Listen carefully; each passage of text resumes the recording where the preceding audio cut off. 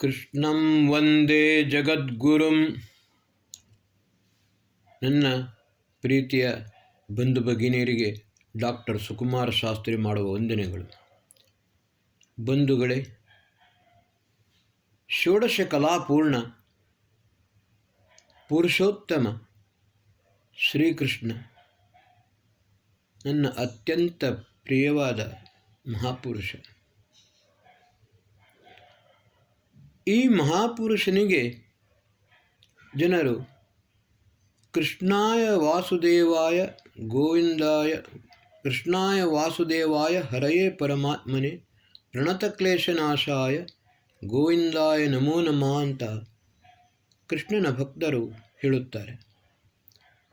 ಆದರೆ ಅದರ ಒಟ್ಟಿಗೆ ಅವನಿಗೆ ಚೋರ ಜಾರ ಶಿಖಾಮಣಿ ಎಂದು ಹೇಳುತ್ತಾರೆ. ಬಂಧುಗಳೇ, ನನ್ನ ಪ್ರಿಯ ಶ್ರೀಕೃಷ್ಣನ ಮೇಲೆ ಒಂದು ಕಡೆಯಲ್ಲಿ ಭಕ್ತಿಯನ್ನು ತೋರಿಸುತ್ತಾರೆ, ಇನ್ನೊಂದು ಕಡೆಯಲ್ಲಿ ಅವನ ಮೇಲೆ ಲಾಂಛನವನ್ನು, ಅಪವಾದವನ್ನು ಹಾಕುತ್ತಾರೆ. ಮೊದಲು ಅದನ್ನು ನಾನು ದೂರಪಡಿಸಲು ಇಚ್ಛೆಪಡಿಸುತ್ತೇನೆ. ಚೋರಜಾರ ಶಿಖಾಮಣಿ ಶ್ರೀಕೃಷ್ಣ ಅವನನ್ನು ಚೋರ ಅಂತ ಹೇಳುತ್ತಾರೆ. ನಿಜವಾಗಿ ಆ ಮಹಾಪುರುಷ ಬಾಲ್ಯಕಾಲದಿಂದಲೂ ಅಪ್ರತಿಮ ಪ್ರತಿಭಾವಂತನಾಗಿದ್ದ. ಮಥುರಾನಗರಿಯಲ್ಲಿ ಕಂಸನ ರಾಜ್ಯವಿತ್ತು. ವೃಂದಾವನದಿಂದ ಹಾಲು ಬೆಣ್ಣೆಯೆಲ್ಲ ಮಥುರಾನಗರಕ್ಕೆ ಹೋಗುತ್ತಿತ್ತು. ಕೃಷ್ಣನ ಸೋದರ ಮಾವ ಕಂಸ. ಕೃಷ್ಣನಿಗೆ ಇದು ಸುತರಾಂ ಇಚ್ಛೆ ಇರಲಿಲ್ಲ. ಮಕ್ಕಳಿಗೂ ಕೂಡ ಸರಿಯಾಗಿ ಹಾಲು ಬೆಣ್ಣೆಯನ್ನು ಕೊಡದೆ ಎಲ್ಲವನ್ನೂ ಇವರು ಮಥುರಾನಗರಿಗೆ ಕಳುಹಿಸುತ್ತಿದ್ದರು. ಇದನ್ನು ಹಲವು ಬಾರಿ ಕೃಷ್ಣ ಎಲ್ಲರಿದ್ದರೂ ಹೇಳಿದ, ಇದನ್ನು ಮಾಡಬೇಡಿ, ಮಥುರಾನಗರಿಗೆ ಹಾಲು ಬೆಣ್ಣೆಯನ್ನು ಕಳಿಸಬೇಡಿ. ಆದರೆ ಯಾರೂ ಒಪ್ಪಲಿಲ್ಲ. ಆವಾಗ ಕೃಷ್ಣ ತನ್ನ ಮಿತ್ರರನ್ನು ಒಟ್ಟುಗೂಡಿಸಿದ. ಆಮೇಲೆ ಕರುಗಳಿಗೆ ಮೊದಲೇ ಬಿಡುತ್ತಿದ್ದ, ಸರಿಯಾಗಿ ಹಾಲು ಕುಡಿಯಲಿ ಎಂದು. ಬೆಣ್ಣೆಯನ್ನು ಕೃಷ್ಣ ತನ್ನ ಮಿತ್ರರೊಂದಿಗೆ ಸೇರಿಸಿಕೊಂಡು ಕದಿಯುತ್ತಿದ್ದ, ತಿನ್ನುತ್ತಿದ್ದ. ಯಥೇಚ್ಛವಾಗಿ ಮಕ್ಕಳಿಗೆ ಬೆಣ್ಣೆಯನ್ನು ತಾನೂ ತಿನ್ನುತ್ತಿದ್ದ, ಮಕ್ಕಳಿಗೂ ಬೆಣ್ಣೆಯನ್ನು ಕೊಡುತ್ತಿದ್ದ. ಅವನ ಒಂದೇ ಒಂದು ಇಚ್ಛೆ, ಅವನು ಬೆಣ್ಣೆ ಕಳ್ಳಲ್ಲ. ಮಥುರಾ ನಗರಿಗೆ ಯಾವುದೇ ರೀತಿಯಲ್ಲಿ ವೃಂದಾವನದಿಂದ ಹಾಲು ಮತ್ತು ಬೆಣ್ಣೆ ಹೋಗಬಾರದು. ವೃಂದಾವನದ ಎಲ್ಲ ಮಕ್ಕಳು, ಪುರುಷರು, ಸ್ತ್ರೀಯರು ಸದೃಢವಾಗಬೇಕು. ಒಂದಲ್ಲ ಒಂದು ದಿನ ಆ ಕಂಸನ ಮರ್ದನವು ಆಗಲೇಬೇಕು. ಕಂಸನ ಮರ್ದನವಾಗಬೇಕಾದರೆ ವೃಂದಾವನದ ಪುರುಷರು, ಸ್ತ್ರೀಯರು ಸದೃಢವಾಗಬೇಕು. ಆಗ ಮಾತ್ರ ವೃಂದಾವನವನ್ನು ಕಂಸನಿಂದ ರಕ್ಷಿಸಲು ಸಾಧ್ಯ.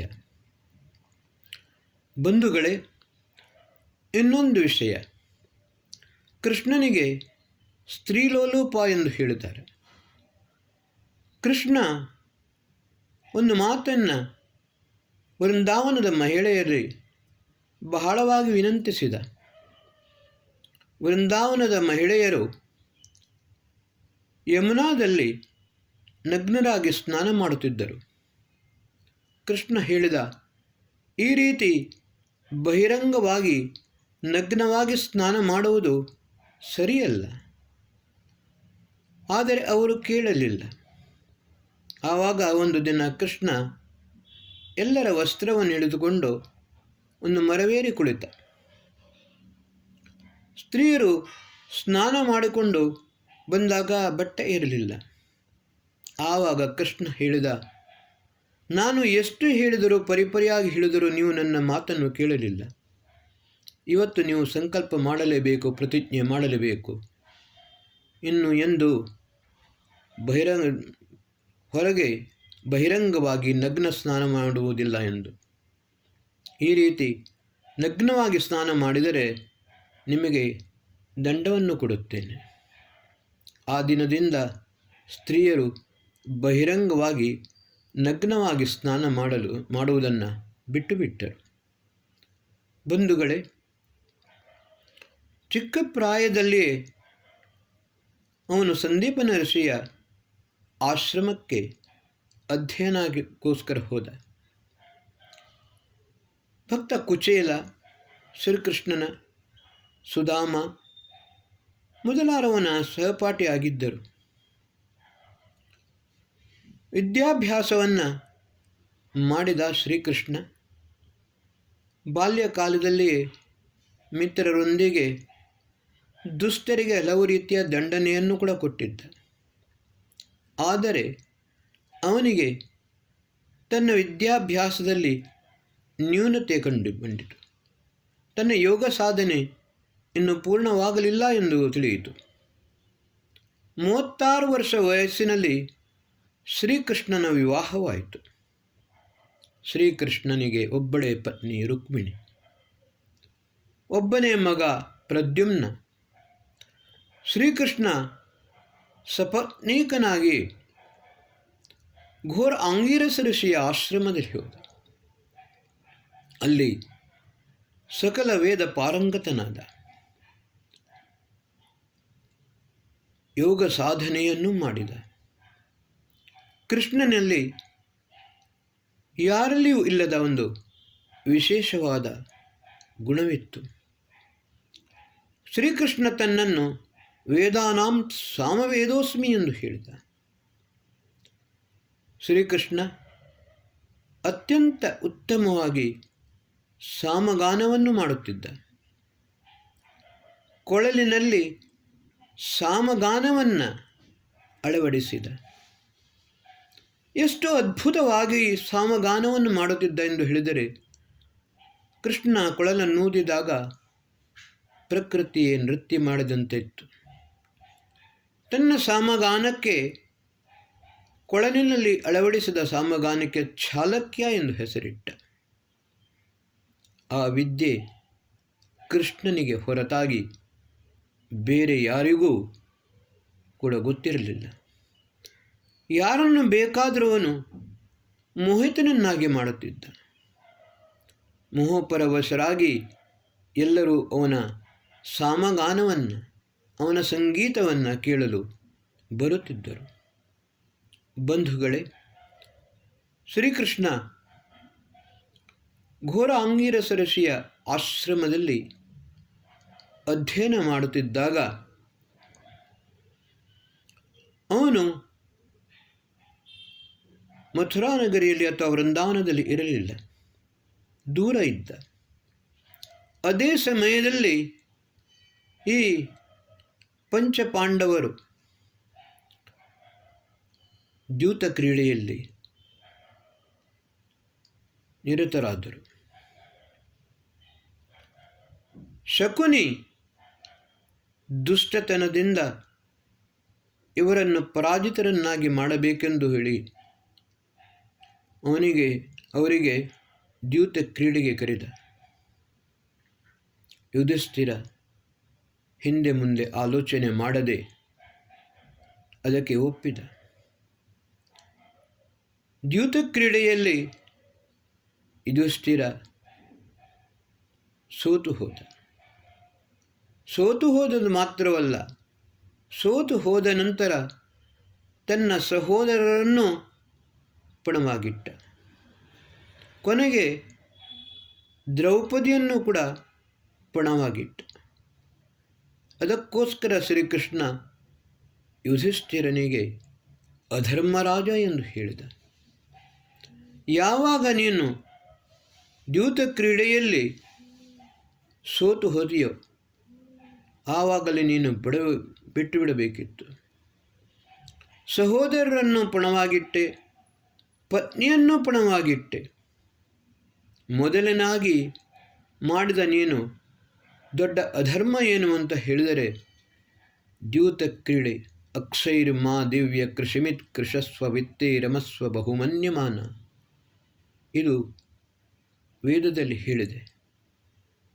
ಕ್ಷಾತ್ರ ಧರ್ಮವಲ್ಲ, ದ್ಯೂತ ಕ್ರೀಡೆ ಅತ್ಯಂತ ನಿಕೃಷ್ಟವಾದದ್ದು. ವೇದವು ಇದನ್ನು ಸ್ಪಷ್ಟವಾಗಿ ಹೇಳಿದೆ. ಆದರೆ ಇದನ್ನು ನೀನು ಕ್ಷಾತ್ರ ಧರ್ಮವೆಂದು ತಿಳಿದುಕೊಂಡೆ. ಇದು ನಿನ್ನ ಅತ್ಯಂತ ನೀಚ ಕೃತ್ಯ.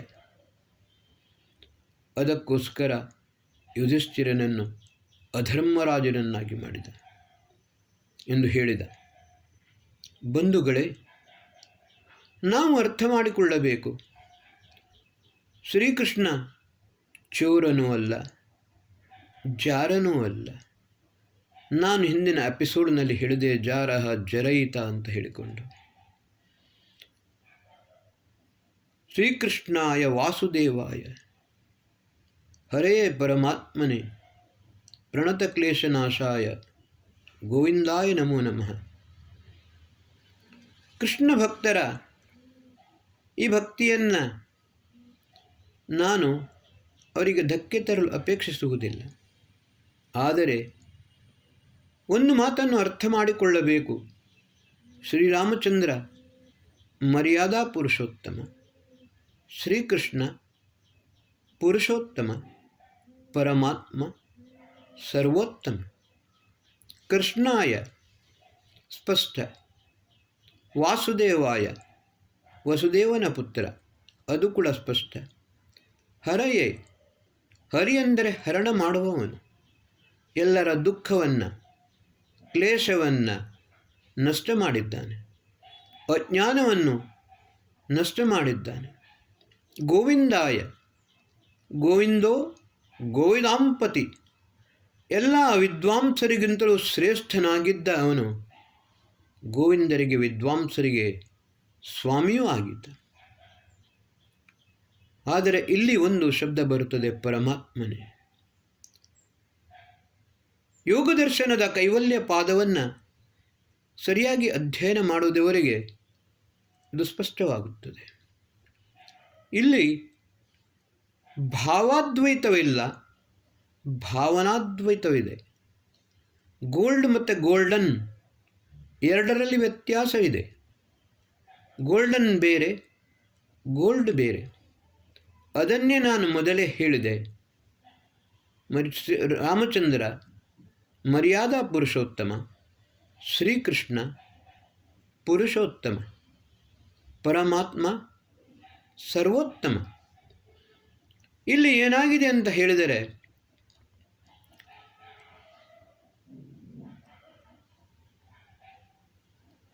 ಬೆಂಕಿಯಲ್ಲಿ ಕಬ್ಬಿಣವನ್ನು ಹಾಕಿದಾಗ ಅದು ಕಾದು ಕೆಂಪಾಗುತ್ತದೆ. ಕೆಂಪಾದಾಗ ಆ ಕಬ್ಬಿಣ ಬೆಂಕಿಯಂತೆ ಕಾಣುತ್ತದೆ. ಒಂದು ಸಲ ಅದನ್ನು ಕೂಡ ಬೆಂಕಿಯೇ ಎಂದು ತಿಳಿಯುತ್ತಾರೆ. ಆದರೆ ಬೆಂಕಿಯಿಂದ ಕಬ್ಬಿಣವನ್ನು ಹೊರಗೆ ತೆಗೆದರೆ ಬೆಂಕಿ ಬೆಂಕಿಯೇ, ಕಬ್ಬಿಣ ಕಬ್ಬಿಣವೇ. ಅದೇ ರೀತಿ ಶ್ರೀಕೃಷ್ಣನಲ್ಲಿರುವ ಯಾವ ಆ ಪರಮಾತ್ಮನ ಕೆಲವು ದಿವ್ಯ ಗುಣಗಳು, ಅವನು ದೇವಾಂಶ ಸಂಭೂತ. ಆ ದೇವಾಂಶ ಸಂಭೂತನಾದ ಶ್ರೀಕೃಷ್ಣನನ್ನು ಕೃಷ್ಣನ ಭಕ್ತರು ಪರಮಾತ್ಮನೆಂದು ಭಾವಿಸಿಕೊಂಡು ಪೂಜೆಯನ್ನು ಮಾಡುತ್ತಾರೆ. ಪೂಜಾನಾಂ ಆದರ ಸತ್ಕಾರ. ಪೂಜೆ ಎಂದು ಹೇಳಿದರೆ ಆದರವನ್ನು ಮಾಡುವುದು, ಸತ್ಕಾರ ಮಾಡುವುದು. ಮತ್ತು ಇನ್ನೊಂದು ಅರ್ಥ ಸದ್ವಿನಿಯೋಗ. ಸದ್ವಿನಿಯೋಗ ಮಾಡುವುದು. ಕೃಷ್ಣನ ಆದರವೂ ಆಗಬೇಕು. ಸದ್ವಿನಿಯೋಗ ಏನು ಮಾಡುತ್ತೀರಿ? ಕೃಷ್ಣನು ಯಾವ ಉಪದೇಶವನ್ನು ಮಾಡಿದ್ದಾನೆ ನಮಗೆ. ಕೃಷ್ಣನ ಜಪ ಮಾಡಿದರೆ ಸಾಕಾಗುವುದಿಲ್ಲ. ತಜ್ಜಪಸ್ ತದರ್ಥ ಭಾವನ. ಯಾವ ಉಪದೇಶವನ್ನು ಶ್ರೀಕೃಷ್ಣನು ಮಾಡಿದ್ದಾನೆ ಆ ಉಪದೇಶವನ್ನು ನಮ್ಮ ಜೀವನದಲ್ಲಿ ಅಳವಡಿಸಿಕೊಳ್ಳಬೇಕು. ಅಳವಡಿಸಿಕೊಂಡು ನಮ್ಮ ಜೀವನವನ್ನು ಸಾರ್ಥಕವನ್ನಾಗಿ ಮಾಡಬೇಕು. ಇನ್ನೊಂದು ವಿಷಯ, ಶ್ರೀಕೃಷ್ಣ ಎಲ್ಲರ ರಕ್ಷಣೆಯನ್ನು ಮಾಡಿದ. ಬಾಲಗಂಗಾಧರ ತಿಲಕರು ಹೇಳಿದ್ದಾರೆ, ಕೃಷ್ಣನು ಒಂದು ಪ್ರತಿಜ್ಞೆಯ ಮಾಡಿದ್ದ, ಯಾವಾಗ ಧರ್ಮದ ವಿನಾಶವಾಗುತ್ತದೆಯೋ ಆವಾಗ ನಾನು ಪುನಃ ಬರುತ್ತೇನೆ.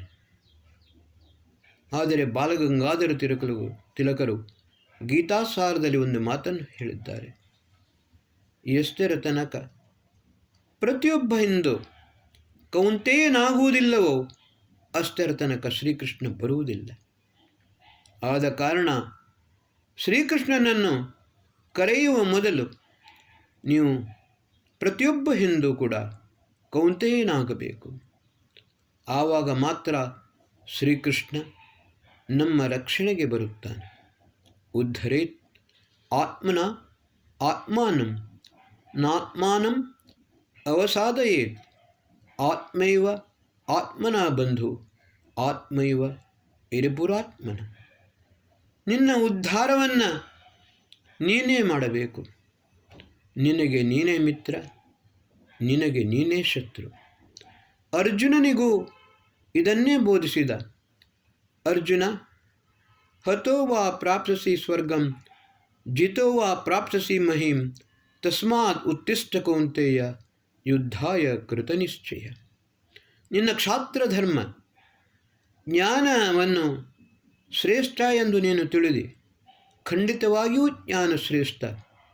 ಆದರೆ ನೀನು ಕ್ಷತ್ರಿಯ, ಒಂದು ಕ್ಷಾತ್ರ ಧರ್ಮವನ್ನು ಪಾಲಿಸಬೇಕು. ನಿನಗೆ ನಿನ್ನ ಧರ್ಮವೇ ಶ್ರೇಷ್ಠ. ಈ ದುಷ್ಟರನ್ನು ನಷ್ಟ ಮಾಡುವಂಥದ್ದು ಯಾವುದೇ ಮೋಹ ವ್ಯಾಮೋಹ ನಿನಗೆ ಬೇಡ. ಏಕೆಂದರೆ ಇವರೆಲ್ಲರೂ ಮೊದಲು ಆತ್ಮಹತ್ಯೆಯನ್ನೇ ಮಾಡಿಕೊಂಡಿದ್ದಾರೆ. ನಿಮಿತ್ತ ಮಾತ್ರ ಭವಸವ್ಯ ಸಾಕ್ಷಿ. ನೀನು ಕೇವಲ ಒಂದು ನಿಮಿತ್ತ ಮಾತ್ರ. ನಿನ್ನ ಕ್ಷಾತ್ರ ಧರ್ಮವನ್ನು ಪರಿಪಾಲನೆಯನ್ನು ಮಾಡುತ್ತೀಯ, ಮಿಕ್ಕಿದ್ದೆಲ್ಲವೂ ನನಗೆ ಬಿಟ್ಟು ಬಿಡು. ನಿನ್ನ ಧರ್ಮವನ್ನು ಪಾಲಿಸು. ಸರ್ವಧರ್ಮಾನ್ ಪರಿತ್ಯಜ್ಯ ಮಾಮೇಕಂ ಶರಣಂ ವ್ರಜ ಅಹಂ ತ್ವಾಂ ಮೋಕ್ಷಯಿಷ್ಯಾಮಿ ಸರ್ವಪಾಪೇಭ್ಯೋ ಮಾ ಶುಚ. ಇಲ್ಲಿ ಶ್ರೀಕೃಷ್ಣ ಅರ್ಜುನನಿಗೆ ಹೇಳಿದ, ಯಾವ ಧರ್ಮ ನೀನು ಜ್ಞಾನ ಭಕ್ತಿ ಎಲ್ಲವನ್ನ ನಿನ್ನ ಧರ್ಮ ಎಂದು ತಿಳಿದುಕೊಂಡಿದೆ. ಆದರೆ ಒಂದು ನೀನು ನೆನಪಿನಲ್ಲಿಡಬೇಕು, ನೀನು ಸನ್ಯಾಸಿಯಲ್ಲ, ಒಬ್ಬ ಕ್ಷತ್ರಿಯ, ವೀರಯೋಧ. ಕ್ಷತಾತ್ರಾಯತೇತಿ ಕ್ಷತ್ರಿಯ.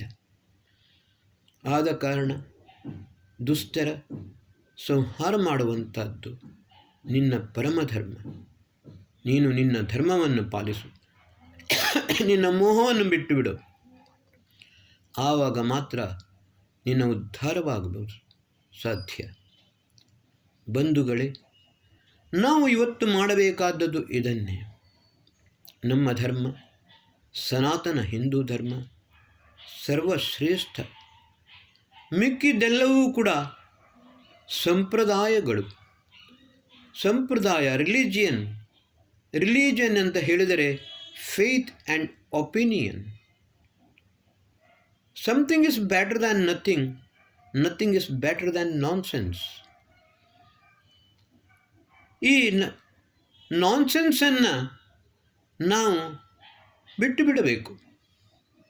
Something is better than nothing ಅಂತ ಹೇಳಿದರೆ ಎಲ್ಲವೂ ಉತ್ತಮ. ಸರಿ, ಎಲ್ಲವೂ ಉತ್ತಮವಾಗಲು ಸಾಧ್ಯವಿಲ್ಲ. ಉತ್ತಮವಾದದ್ದು ಮಾತ್ರ ಯಾವಾಗಲೂ ಉತ್ತಮ.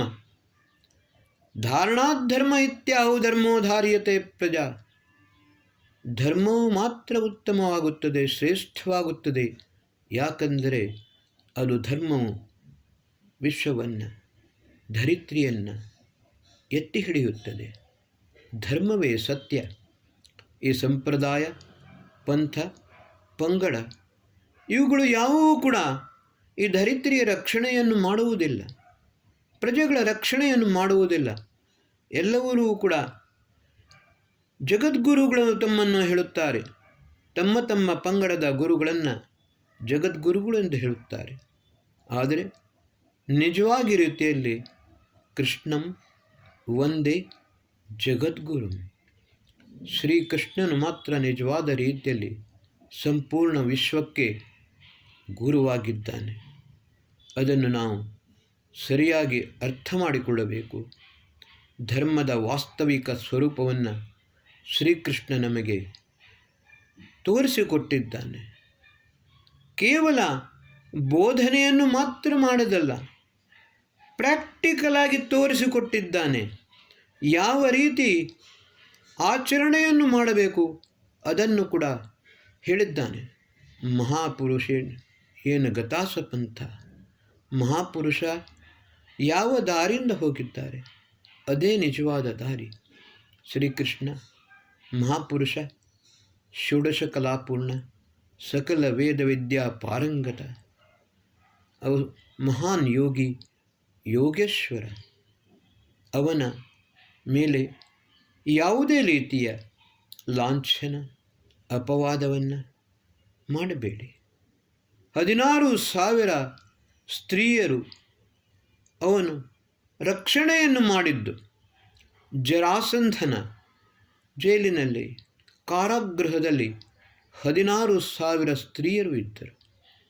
ಅವರೆಲ್ಲರ ರಕ್ಷಣೆಯನ್ನು ಶ್ರೀಕೃಷ್ಣನು ಮಾಡಿದ್ದ. 80,000 ಮಕ್ಕಳು ಎಂದು ಕೃಷ್ಣನಿಗೆ ಹೇಳುತ್ತಾರೆ. ಮಥುರಾ ಮತ್ತು ವೃಂದಾವನದ ಜನಸಂಖ್ಯೆ ಆ ಸಮಯದಲ್ಲಿ 80,000 ಇತ್ತು. ವ್ರಜಭೂಮಿಯಲ್ಲಿ 80,000 ಜನರು ಇದ್ದರು. ಆ 80,000 ಜನರನ್ನು ತನ್ನ ಮಕ್ಕಳಂತೆ ರಕ್ಷಣೆ ಮಾಡಿದ ಶ್ರೀಕೃಷ್ಣ. ಆದ ಕಾರಣ ಶ್ರೀಕೃಷ್ಣನಿಗೆ 80,000 ಮಕ್ಕಳು ಇದ್ದರು ಎಂದು ಹೇಳುತ್ತಾರೆ. ಬಂಧುಗಳೇ, ಇದನ್ನು ನಾವು ಸರಿಯಾಗಿ ಅರ್ಥ ಮಾಡಿಕೊಳ್ಳಬೇಕು. ಶ್ರೀಕೃಷ್ಣ ಪುರುಷೋತ್ತಮ, ಷೋಡಶ ಕಲಾಪೂರ್ಣ. ಅವನು ನಿಜವಾದ ಸರ್ವಶ್ರೇಷ್ಠ ಮಹಾಪುರುಷ. ಶ್ರೀಕೃಷ್ಣ ಜನ್ಮಾಷ್ಟಮಿಯಂದು ಇದೇ ಭಾವನೆಯಿಂದ ನಾವು ಆಚರಿಸಬೇಕು. ಅಷ್ಟು ಮಾತ್ರವಲ್ಲ, ನಮ್ಮ ಜೀವನದಲ್ಲಿ ಶ್ರೀಕೃಷ್ಣನ ಆದರ್ಶವನ್ನು ಪ್ರತಿಯೊಬ್ಬ ಹಿಂದೂ ಅಳವಡಿಸಿಕೊಂಡರೆ ಮಾತ್ರ ಹಿಂದೂ ಧರ್ಮ ಸರಿಯಾದ ರೀತಿಯಲ್ಲಿ ಉಳಿಯಲು ಸಾಧ್ಯ. ಭಾರತವು ಹಿಂದೂ ರಾಷ್ಟ್ರವಾಗಲು ಸಾಧ್ಯ. ಓಂ ಶಾಂತಿ. ಹಿಂದೂ ರಾಷ್ಟ್ರ ವಿಜಯತೆ. ಭಾರತ ಮಾತಾ ಕಿ ಜೈ.